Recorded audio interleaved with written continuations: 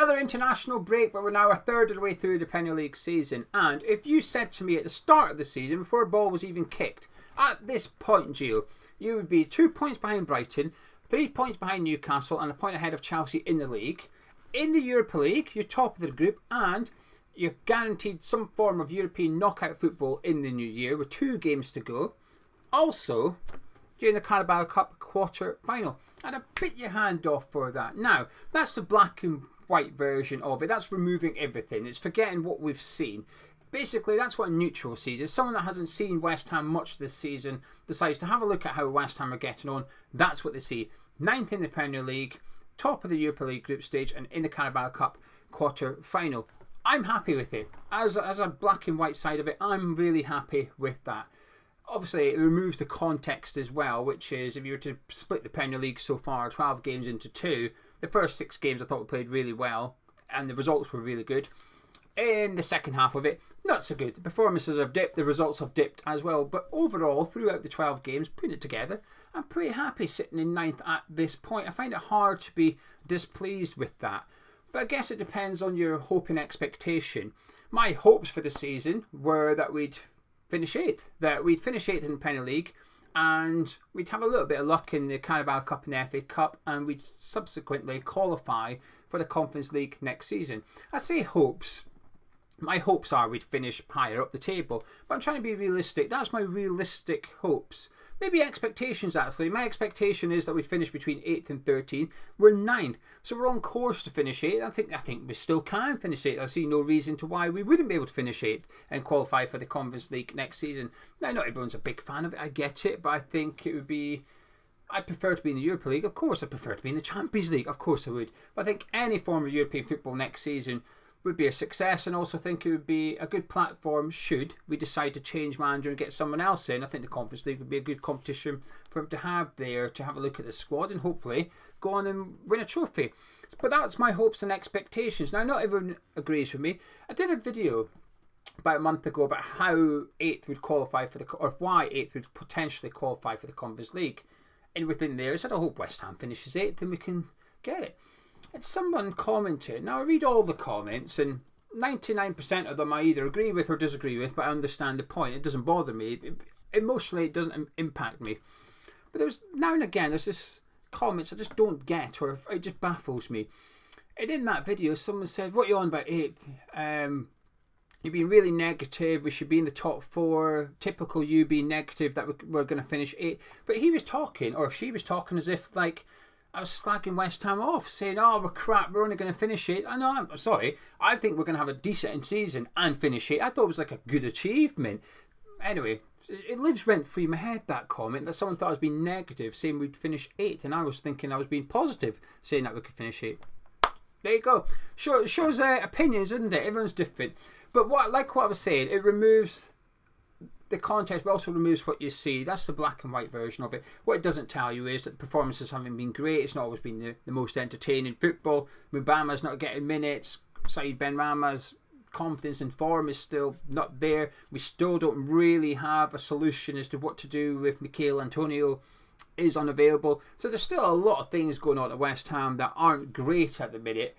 But results-wise, I find it hard to be displeased with it. I'd be being fake. I'd be lying if I sat here pretending I wasn't happy with the results so far coming into this international break. And obviously, a large part of that is in the last week because we beat Olympiacos and beat Nottingham Forest.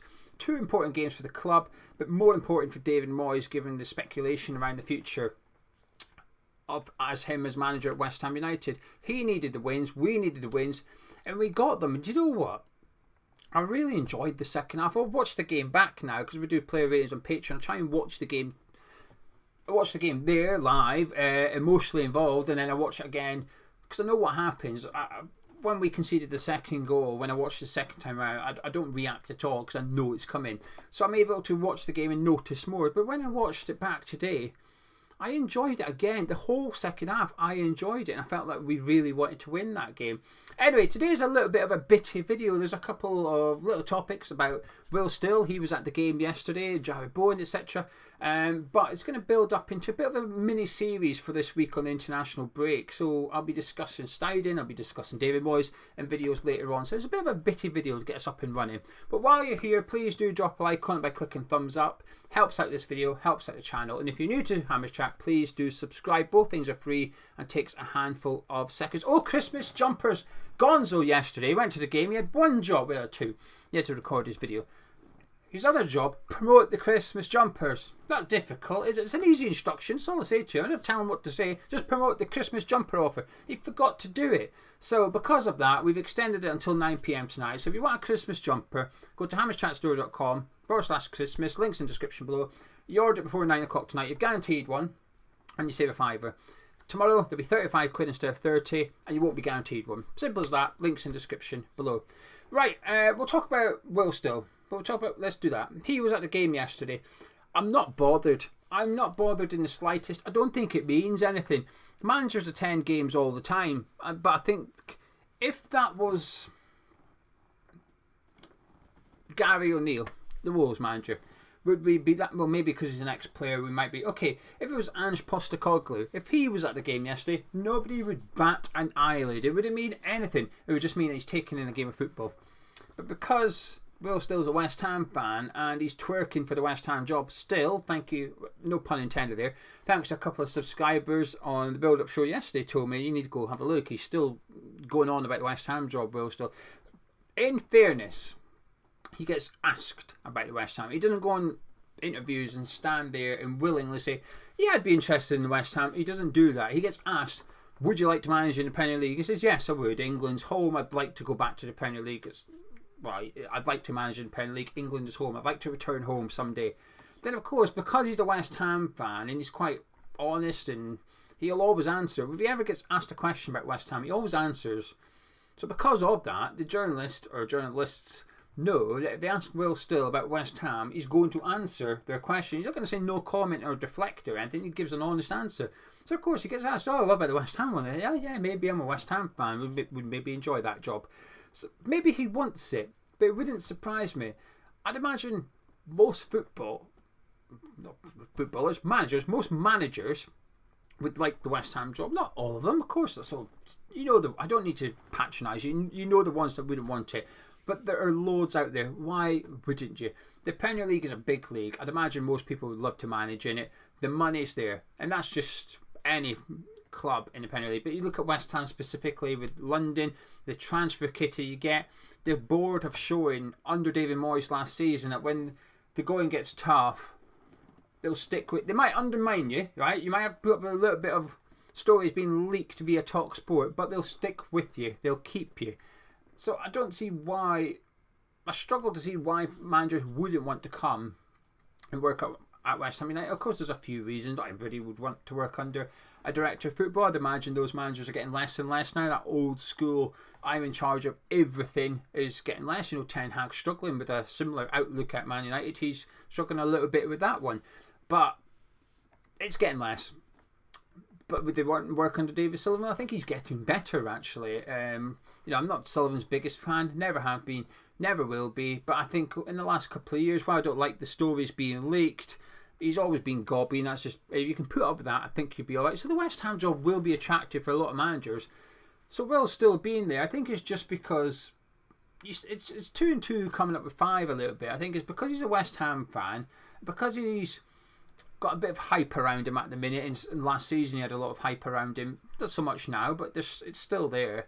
And the fact that David Moyes' job is, let's say, uncertain. The future of David Moyes is uncertain. It's an easy story. I just see a West Ham fan that is a professional manager at the game. Maybe I'm being a bit naive, but maybe he's the one that's been teed up to replace David Moyes. I don't know. Maybe that's what he's doing. Maybe Will Still is trying to get to as many West Ham games as he can to say, hello, Tim Stuyden. I'm over here. I'd like the job. He does it that. He gives it that enough to put himself in the shop window, doesn't he? So I don't think there's anything to it. But I've still not watched a game. I've not watched one game with him as manager. I couldn't tell you anything about him as a manager, about the style of play, about how he's been in the transfer window. I know nothing about Will Still. I've done no research, and I'm not going to unless it looks like he's going to become the manager. Then I'll get involved. But until that point happens, I know nothing. Jarrod Bowen, right, 8 goals in 12 Premier League games. This is just ridiculous now. 8 goals in 12 Premier League games. It's incredible form he's in. If he continues that for the rest of the season, he's going to get 24, 25, depends if you want to round up or round down. But he's going to get 24 or 25 Premier League goals. Now, that's unsustainable. We know that. Nobody's suggesting he's going to get that numbers. But the form he's in at the minute is just ridiculous. And he's got that goal yesterday whilst, I say, playing in a new position wouldn't be accurate. A different position. It is different. He's had a little bit of experience playing as a centre forward for Hull City previous to joining us, and we played him there before yesterday. But it's still a newish role to him. It's a different role to him. Granted, the goal came from a set piece, which he could score even if he was playing centre back. But 8 goals in 12 is fantastic. He's the poster boy of West Ham, and he's embraced it. It's a lot of pressure, really. But I think he's loving it. I think when he signed his new contract, he spoke about wanting to become a legend at West Ham. I believed him, and I think his performances are showing it. So he's off with England during the international break. I hope he gets minutes. Don't know if he will, but if he does, good luck to him, and I hope he takes them. But this is good news for West Ham. Bowen's form, Bowen being in the England squad, it's all good news as far as we're concerned. One stat that popped up yesterday, which surprised me, and I don't like it. Now, before someone picks me up on this, because there's always people that do, I've just given Moyes praise. It was a hard couple of weeks for Moyes, because like I said, even if he hasn't been told, hey, you're come on, get some wins or you're out of here, I don't think they would have sacked him even if we lost both games. I'll never know. We won both, so I'll never know if I would be correct or not. But Moyes would have been aware of the talk, whether he's bothered or not. I don't think he is. He went on the Stephen Bartlett podcast during the World Cup last season when we were in a relegation battle, and there was a lot of talk about him getting sacked, and he got asked about it. I don't know if it was the Stephen Bartlett one or the one with the Spanish journalist. He just shrugged it off. Moyes was a bit like, I've been sacked before. If it happens, it happens. I hope not. I want to stay here. I want to turn it around. But if it happens, it happens. I've been sacked plenty of times. And he didn't say this, but I'd imagine there's an element of, I'll get paid enough. Why would you not think that? If Gonzo was going to sack me, not that he can, but if Gonzo was going to sack me, and I knew I was going to get a few million quid for it, I'd be trying to get sacked. No, don't. What? I don't have to do any more work, and you're going to pay me millions. Oh, sounds good to me. I don't think Moyes fears the sack anymore. Why would he? I don't think he does. He might do professional pride, I suppose, and he might feel aggrieved that he doesn't deserve to be sacked. But in regards to being unemployed, he's a multi-millionaire. He'll get a new job tomorrow. I don't think he's that bothered. And plus, it's a lifestyle choice, isn't it? Or is that only for the homeless? I don't know. But apparently, it's a lifestyle choice these days. But regardless, it would have been a difficult enough week for Moyes fielding all these questions. He had to get 2 wins. He's got 2 wins. However, now I've done the disclaimer. Bit of a long-winded way around it, isn't it? One stat that popped up on the screen yesterday, because I wasn't at the game. Gonzo was at the game. If one of us goes, the other one can't go. But one of us has got to do videos. So Gonzo went to the game with there's 3 little ones. Hopefully you've seen them in the review. Spoke more sense than Gonzo. Gonzo just stood there with a pimp's coat on. Hey, he speaks about how he looks like all these characters from TV shows and films, but what he didn't do is admit he looked like a pimp. That's what I thought he looked like. He was one cigar away from looking like a pimp. So while he stood there looking like a pimp, the mini Gonzos gave some nice commentary regarding the football. So what Gonzo won't be aware of, and I was, because I was there at the comfort of my home, wearing my comfies in the warmth, no pimp coat on, watching it on the television. It came up that Nottingham Forest had used the second most players in the Premier League so far this season. We'd used the least. And I found that I'm sort of contradicted on it. Part of me thinks, well, of course we have, because Paqueta, Bowen, Zuma, Emerson, Areola, Alvarez, they're all going to play every game. We're not going to rotate those because they're in pretty good form. And even when they're not, we're still going to use them. But given Soufal's done okay overall this season. I don't think he's been fantastic. Zuma's been injured. Aguer's been patchy. Obviously, Souček and Ward-Prowse is like in the team all the time in the Premier League, but Souček certainly not. And then Kudus, we'd started the season before. Well, that's the other thing. When we played at Bournemouth, we had no new players, so none of these players were here when we played Bournemouth. So that's going to help boost your stats, if anything. And the form of Ben Rama. But I was just thinking at the time, I thought, hang on a minute, all this money we spent, and bear in mind you can do 5 subs per game, so you can have 16 players in play in a match day in the Premier League. I thought, of all the money we spent in what is a hefty wage bill now at West Ham, you look at the squad yesterday, that didn't include Ben Johnson. Now, Conor Coventry is never going to play, but he's still on a wage and part of the senior squad at West Ham. So it didn't include Ben Johnson. It didn't include Conor Coventry. It didn't include Mubama, Maxwell Cornet. My point is, we have a big squad. We have a lot of talented players with really good squad depth in terms of ability. Maybe not in terms of form, but in terms of ability and wages, we certainly have a big squad and a deep squad. So to have used the least amount of players in the Premier League, I say it surprised me. It didn't, because sometimes you see a statistic and you either get surprised or you go, yeah, that's true. I had that reaction. But yeah, we don't really use that many players. We don't really do subs. But I was a bit disappointed by it, because to spend that much money, I'd expect us to have used more players. Hopefully does that make sense? Hopefully it makes sense. Anyway, James Ward-Prowse continues his good form. Just ridiculous, really, isn't it? 9 assists so far at West Ham. Southampton fans are complaining that he kept on hitting the first man when they were there. They said that, he used to take all the corners at Southampton. He used to hit the first man all the time. But bar their centre-backs, they never really had tall players. Romeo, maybe, didn't really have tall players. So he was always aiming for small players in the box. It was sort of aiming to the front post and get a flick on. So that's why the first man was clean against Southampton all the time. Maybe he's just been coached. Maybe at West Ham we've just coached him already and said, look, you've got the ability to deliver it. This is how we want you to deliver it. It's on the money every time. I got excited yesterday. Like I said at the start, second half yesterday, I really enjoyed it. 3 shots in the first half we had. We had 5 in the first 10 minutes. So while we went 2-1 down, and I've seen people say, oh, well, we had to go 2-1 down before we started playing well. I disagree with that person. I accept it. I will accept that. What I won't accept is it is deemed a negative outlook on where we're going to finish. Right, I won't accept that, but I'll accept that someone thinks we only played well when we went 2-1 down. Fine, but I thought we played well for the whole second half. I thought we tried to win from the start. We came out the second half. Usually we're crap. That first 10 minutes of the second half were usually rubbish.